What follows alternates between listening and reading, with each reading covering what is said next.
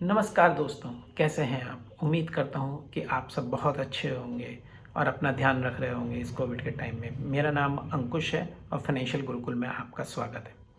तो फाइनेंशियल गुरुकुल में जैसा आप जानते हैं कि हम आपके फाइनेंशियल हेल्थ से रिलेटेड टॉपिक लेकर आते हैं, उस पर वीडियोस बनाते हैं। तो आज भी हम एक ऐसा वीडियो बनाने वाले हैं जिसमें आपके स्मार्ट डिसीजन से रिलेटेड बात करेंगे।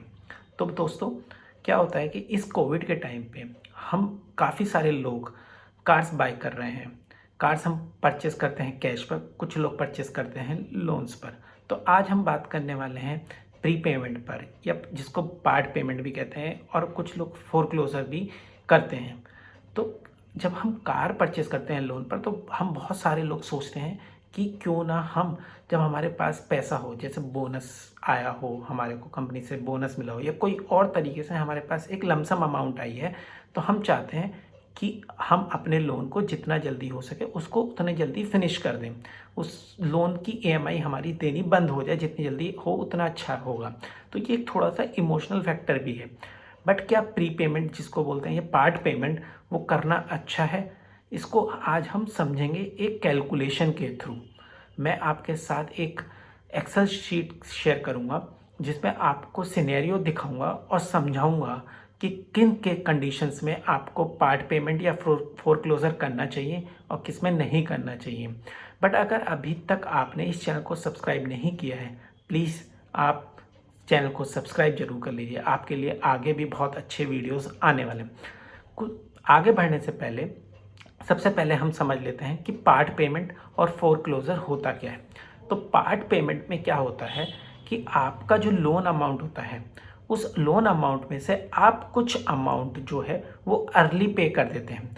तो जैसे अगर सपोज करो आपका आज की डेट में आपका 10 लाख का लोन था जो पिछले 3 साल से चलता आ रहा है, और उसमें 6 लाख का आउटस्टैंडिंग बैलेंस है प्रिंसिपल का आज की डेट पर। तो आपने अगर उसमें 2 लाख पे कर दिया और बाकी ईएमआई आपकी वैसी ही चलती रही, तो उसको बोलते हैं पार्ट पेमेंट। बट अगर आपका 6 लाख का बैलेंस है, तो अगर आपने वो 6 लाख रुपए कम, जो भी आपने बैंक से या एनबीएफसी या किसी भी जगह से लोन लिया है, जहाँ से भी आपने लोन लिया है, वो अगर वो 6 लाख रुपए आपने दे दिए और उनको बोला कि अब से मेरा जो है लोन क्लोज कर दीजिए, जितना भी अमाउंट है मैं पे कर देता हूँ, वो जो है वो फोरक्लोजर कहलाता है। तो आइए अब मैं आपको समझाता हूँ ये एग्जाम्पल लेकर कि एक्सेल शीट में कि आपका पार्ट पेमेंट करने पर कितना बेनिफिट मिलता है, और अगर आप फोरक्लोजर करते हैं तो कितना बेनिफिट मिलता है, और आपको करना चाहिए। अगर आप अपनी फाइनेंशियल हेल्थ या इन्वेस्टमेंट पर्पज से देखें तो आपको करना चाहिए या नहीं करना चाहिए। तो दोस्तों, हमने 5 लाख का यहाँ पर लोन अमाउंट कंसिडर किया है। टर्म ऑफ लोन हमने लिया है 5 साल, इंटरेस्ट लिया है 7.5%, जनरली 7 to 8% पे आपको कार लोन मिल जाएगा। ईएमआई कैलकुलेट होकर आई है 10,019 रुपीज़। अगर ये ही आप पे करते जाएंगे तो आपका जो फर्स्ट मंथ में इंटरेस्ट कम होगा वो होगा 3,125 रुपीज़। आपने मतलब इंटरेस्ट पे किया है, रिमेनिंग आपके प्रिंसिपल पेड में चला जाएगा और प्रिंसिपल रिमेनिंग बचेगी आपकी after first EMI payment 4,93,106 rupees. आप नोटिस करेंगे कि आपका इंटरेस्ट जो है वो कम होता चला जाता है, बिकॉज बैंक्स आपसे जो चार्ज करते हैं इंटरेस्ट वो रिड्यूसिंग बैलेंस पे करते हैं। जैसे जैसे आपकी प्रिंसिपल कम होती चली जाएगी वैसे वैसे आपका इंटरेस्ट आउटगो कम होता चला जाएगा और प्रिंसिपल का जो बैलेंस है वो बढ़ता चला जाएगा। तो इसमें हमने प्री पेमेंट कंसिडर कर नहीं किया है। प्री पेमेंट के लिए अगर हम इसमें आगे समझेंगे तो आपका विदाउट एनी प्री पेमेंट जो इंटरेस्ट आउटगो है वो है 1,01,138 रुपये। ये आपका प्रिंसिपल आउटगो है, सॉरी इंटरेस्ट आउटगो है आपके 5 साल के लोन पर, 5 लाख के लोन पर। तो अगर आपने डिसाइड किया कि मैं जो है 13 मंथ पर पेमेंट कर देता हूँ 1 लाख रुपीज़ का, तो उसमें मेरे को क्या बेनिफिट होगा और क्या नुकसान हो सकते हैं, हम प्री पेमेंट को समझते हैं। उससे पहले मैं आपको एक्सप्लेन कर देता हूँ कि बैंक्स जो हैं आपको फोरक्लोजर या पार्ट पेमेंट पर पेनल्टी भी चार्ज करते हैं। तो ये पेनल्टी क्या होती है? आपसे बैंक ने कमिटमेंट ली है कि आप 5 साल के लिए उनको ईएमआई देंगे, ये 10,019 रुपीज़ आप उनको हर महीने देंगे, जिसमें उनका इंटरेस्ट कंपोनेंट भी है। तो वो प्लानिंग करते हैं। अब आपने बोला कि नहीं मैं कुछ अमाउंट पहले दे देता हूँ या मैं लोन बंद करना चाहता हूँ, तो उनका नुकसान होता है। इसलिए उसमें वो पेनल्टी लगाते हैं। तो एग्ज़ाम्पल के लिए मैं अगर HDFC का एग्ज़ाम्पल लूँ, तो अगर हम देखेंगे तो फर्स्ट 6 मंथ्स में फोरक्लोजर अलाउड नहीं है, 7 मंथ से 1 ईयर में 6% प्रिंसिपल आउटस्टैंडिंग पर आपका जो पेनल्टी है वो लगती है, 5% 13 to 24 मंथ्स में, 3% 24 मंथ्स के बाद लगती है। सिमिलरली पार्ट पेमेंट अगर आप करते हैं तो 12 मंथ्स तक आपको अलाउड नहीं है, आप एक साल में एक ही बार पार्ट पेमेंट कर सकते हैं और जितना प्रिंसिपल आउटस्टैंडिंग है उसका सिर्फ 25% ले सकते हैं आप पेमेंट।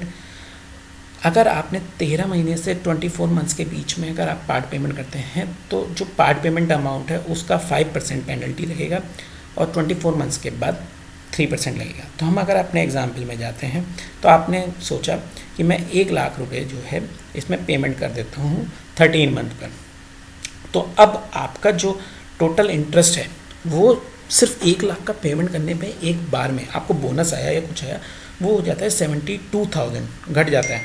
तो आप देखेंगे यार यहाँ से तो 29,000 का, बट क्योंकि आपने 13 मंथ में किया है और मैंने जैसे एग्जांपल लिया है HDFC का, तो वहाँ पर आपको 5% की पेनल्टी भी लगेगी, तो 5,000। अब बात करें तो इसमें आपको जो है टोटल बेनिफिट हुआ 24,000 का। साथ में एक बेनिफिट और होता है, अगर हम देखें तो आपकी लगभग 1 साल की EMI बच गई। लेकिन यहाँ पर अब हम एक और पर्सपेक्टिव को देखते हैं। आपने जो है 1 लाख रुपीज़ का पेमेंट किया, अगर सपोज़ करिए आपको बोनस आया, आपने प्री पेमेंट नहीं किया होता, उसको इन्वेस्ट किया होता, और क्या है आपने इसको जैन 2022 में आया और जितना लोन टेन्योर बचा है मतलब 4 साल इसके लिए इन्वेस्ट कर दिया आपने, FD डाल दी, स्टॉक मार्केट भी कंसिडर नहीं करते हैं, FD कंसिडर कर लेते हैं, 4 साल के लिए कंसिडर कर दी और उसमें आपको 5.5-6% आया। तो एग्जाम्पल के लिए फ़िलहाल के लिए हमने इसमें 6% का कंसिडर किया है कि आपको प्री पेमेंट जो है वो 6% का आपको इसमें बेनिफिट मिलेगा। आप जो अर्न करते हैं इंटरेस्ट 6% इंटरेस्ट अर्न करते हैं, सिंपल, वो भी कंपाउंडिंग वगैरह कुछ नहीं कंसिडर किए, तो इसमें आपको 24,000। तो नेट अगर आप देखें तो आपको बहुत ज़्यादा कुछ यहाँ पर बेनिफिट नहीं हो रहा है, क्योंकि आपका 5,000 तो सिर्फ पेनल्टी में चला गया। अब आपके पास अगले साल सपोज़ करिए जैन 23 में फिर से पैसा आया, आपने फिर उसमें, क्योंकि आप इसका 25% ही कर सकते हैं, तो आपने यहाँ पर 50,000 का पेमेंट कर दिया पार्ट पेमेंट। अगेन अगर हम देखें तो आपकी पेनल्टी 6,500 लग गई, टोटल बेनिफिट हुआ आपको 29,166 रुपीज़। यहाँ आपकी अगर हम देखें टोटल EMI जो है कम हो गई है, लगभग आपकी 18 EMI कम हो गई है। बट अगर आपने इन दोनों को 6% के रेट पर इन्वेस्ट किया होता तो आपको बेनिफिट होता 33,000 रुपीज़ का। तो आपको पार्ट पेमेंट जब भी बेनिफिट देगा अगर आपने यहाँ पर पेनल्टी नहीं देते हैं। तो ऐसे कुछ बैंक्स हैं जैसे बैंक ऑफ बड़ौदा या कोई सरकारी बैंक होते हैं जो आपसे पेनल्टी चार्ज नहीं करते हैं, आप उन बैंक्स को कंसिडर करिए, वहाँ पर ही आपको बेनिफिट मिलेगा। अदरवाइज़ अगर जैसे आप कैलकुलेशन में देख रहे हैं, अगर यहाँ देखें तो आपको पार्ट पेमेंट में एक इमोशनल और एक आपका जो कंसिडरेशन होती है कि हाँ मतलब अच्छा लगता है कि मेरा लोन जल्दी फिनिश हो गया, वो तो आपको यहाँ मिलेगा। बट फाइनेंशियल हेल्थ के पर्सपेक्टिव से, आपके फाइनेंशियल सेविंग के पर्सपेक्टिव से अगर देखें तो यहाँ आपको बेनिफिट नहीं हो रहा है। दूसरी चीज़ होती है कि कई बार क्या होता है कि हम फ्लोटिंग रेट पे ले लेते हैं। तो सपोज़ कीजिए किसी ने 2 साल पहले लोन लिया था, अब उसका वहाँ पर इंटरेस्ट तो 10% था, अब इंटरेस्ट कम हो गए हैं 7-7.5%। तो वो बंदा भी चाहता है कि मैं प्री पेमेंट कर दूँ और फिनिश करता हूँ, बट अगेन वहाँ पर वो ट्रांसफ़र करा सकता है अपने जो फ्लोटिंग वाला है उसको, वो ट्रांसफ़र करवा सकते हैं। ट्रांसफ़र के ऑप्शंस होते हैं, मैं उस पर भी एक वीडियो बनाऊंगा। ट्रांसफ़र करा सकता है उस लोन को और वहाँ से वो बेनिफिट ले सकता है, तो वो भी एक ऑप्शन होता है। अगर हम बात करें यहाँ पर अगर फोरक्लोज़र की, तो फोरक्लोज़र मैं यहाँ पर ये डिलीट कर देता हूँ। अब यहाँ पे इसका ये जो अमाउंट है ये सपोज़ कीजिए पूरा का पूरा पेमेंट कर दिया इसने यहाँ पर ही। अब इसको पेनल्टी कितनी लग रही है, यहाँ पर पेनल्टी कितनी लगेगी 13 मंथ से उसने बोला है 6%, 5% ऑफ प्रिंसिपल आउटस्टैंडिंग। तो प्रिंसिपल आउटस्टैंडिंग का अगर 5% हम लें